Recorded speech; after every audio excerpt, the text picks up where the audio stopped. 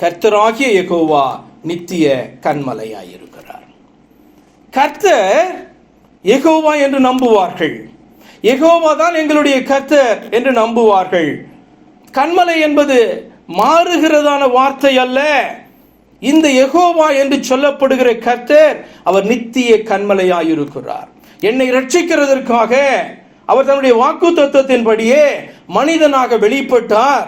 அவர்தான் இயேசு கிறிஸ்து என்று மெய்யான இயேசு கிறிஸ்துவை ஐடென்டிஃபை பண்ணி கொண்டு, அறிந்து கொண்டு, உணர்ந்து கொண்டு விசுவாசிக்கிற ஒரு கூட்டம்.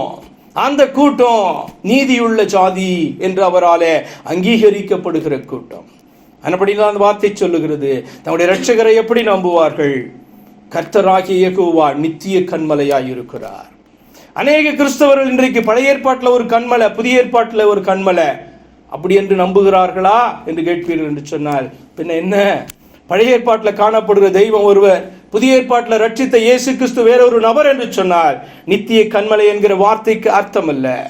கன்மலை என்பது கர்த்தரை குறிக்கிற வார்த்தையானால் அந்த கர்த்தர் நமக்காக மனிதனாக இயேசு கிறிஸ்து என்ற பெயரில் வெளிப்பட்டது சத்தியம். அதை ஏற்றுக்கொண்டால் கர்த்தர் யெகோவா என்றும் அவர் நித்திய கன்மலையாய் இருக்கிறார், அவர் மனிதனாக வெளிப்பட்டு இந்த காரியத்தை செய்தார் என்று எழுதப்பட்டிருக்கிற மெய் சுவிசேஷ வார்த்தையின் கருத்தை உணர்ந்து கொண்டு ரட்சிக்கப்படுவார்கள் அல்லது மனம் திரும்ப ஆரம்பிப்பார்கள்.